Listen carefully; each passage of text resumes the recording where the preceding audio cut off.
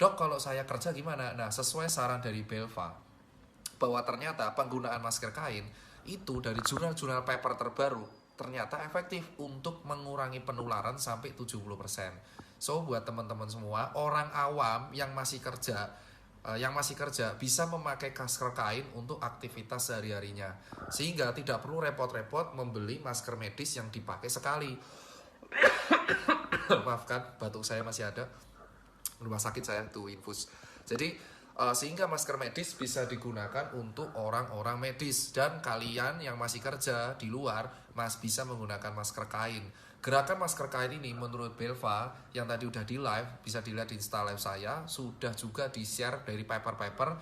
Itu ternyata beberapa bahan bisa mengurangi potensi menularkan infeksi COVID-19.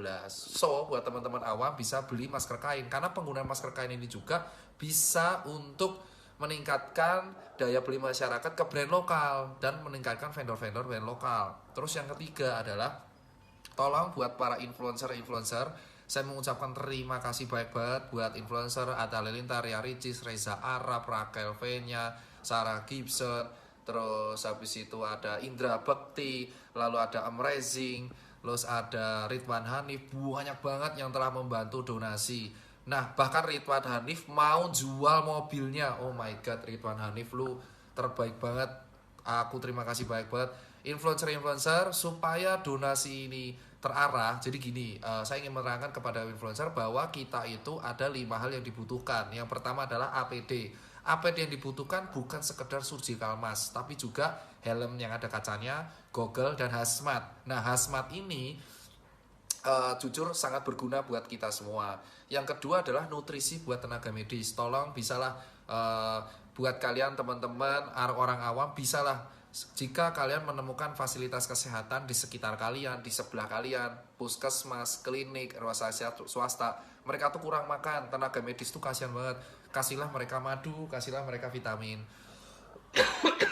Terus yang ketiga adalah buat teman-teman yang sudah dikasih libur, tolong di rumah aja. Kalau kalian keluar itu mending jam 10 ke atas untuk kena sinar matahari. Tapi nggak usah lama-lama, 15 menit itu udah cukup. Dan kalian jangan untuk nongkrong-nongkrong, jangan kalian main-main dan malah liburan. Dan keempat, tolong cuci tangan yang rajin. Cuci tangan dalam waktu 6 langkah, seperti tutorial udah di-share di YouTube dalam beberapa hal. Sebelum masuk ke rumah cuci tangan, sebelum megang anak cuci tangan. Dan berikutnya adalah untuk cairan disinfektan.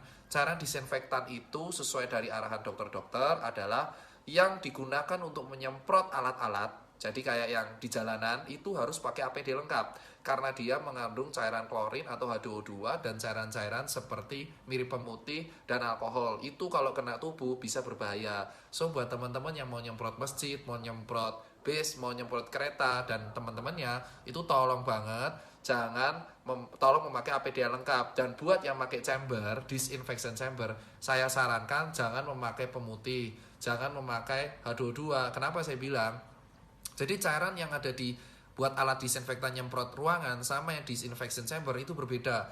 Nah, salah satu langkah yang bisa dilakukan seperti chamber yang dibuat dompet duafa. Ini efektivitasnya emang masih dikit, tetapi chamber ini bisa berguna untuk mengurangi jumlah virus di pakaian.